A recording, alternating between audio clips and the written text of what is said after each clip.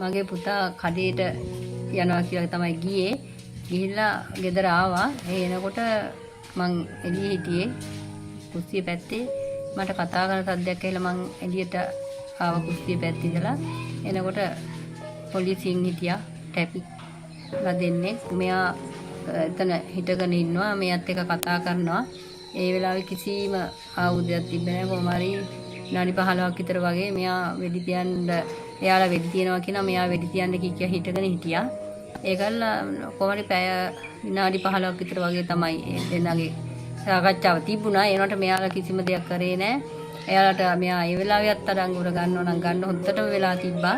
ඊට පස්සේ මෙයා ඇවිදගෙන ගේ ඇතුළට ගිහිල්ලා මේ ගෙදර එළවලු කපන මේ මාළු කපන පීහියක් තිබ්බ ඒකත් අරන් ආවා. ඒ ඇවිලත් එයා වෙඩි ඒ වරන් එනකොට වෙඩි තියනවා කොහොම හරි මීටර දෙකමාරක වගේ පරතරයක් තමයි තිබ්බේ. ඊට පස්සේ මං ඇහුවා සර් මොකද්ද මේ වෙන්න යන්නේ කියලා. මොනවා වෙන්නද වෙඩි තියනවා කිව්වා. වෙඩි තියනවා කිව්ව ගමන් මට කරගන්න දෙයක් නැහැ.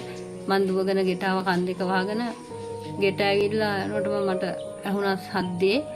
ඊට පස්සේ සද්දේ ටොක් ගාලා දෙකක් ඇහුණා. ඇහිලා ටිකක් විනාඩියක් විතර ගියාට මං මිට ආයේ ගෙට ඇවිල්ලා බලනකොට ළමයා වැටිලා හිටියා. මල් ළඟට ගියා. ළඟට යනකොට මට කිව්වා අල්ලන්න එපා කියලා. ඊට පස්සේ මං ඇහුවා සර්ලගෙන් ඇයිද මේ ඇස් ඇරිලා තියෙන්නේ කියලා. එතකොට එයාලා මට කිව්වා කලන්තය ඇදිලා යට කලන්තයක් වගේ තියෙන්නේ කියලා. ඊට පස්සේ මං ආයෙත් ඇහුවා ඇයි සර්ලා කොහෙද තිබ්බේ කියලා. එතකොට නෑ ප්‍රශ්නයක් නෑ. මේ කකුලට තිබ්බේ ප්‍රශ්නයක් නෑ මේ කියලා කිව්වා. ඊට පස්සේ මං ඉතින් මෙහාට එලා ආඩොත් වීල් එකක් ගෙන්නලා එයාලා විජහට අරන් යන්න ඔයා කරා. මේ ඇවිල් එකක් දාගෙන ජිප් එකේ අරන් ගියා. ඉස්පිතාලට තමයි ගෙනියනවා කිව්වේ. ඒ වුණත් මගේ පුතා මට පණිවිඩය ආවා නැති වෙලා කියලා. ඉතින් මෙච්චර දවස් මේක නොකිය හිටියේ. අපිට පොලිසියෙන් තිබ්බා බලපෑම් මේ වගේ කියන්න එපා. මේ එහෙම වුණොත් අපේ ළමයාගේ මරණේ දෙන්නේ නැති කතාවකුත් අපිට කිව්වා.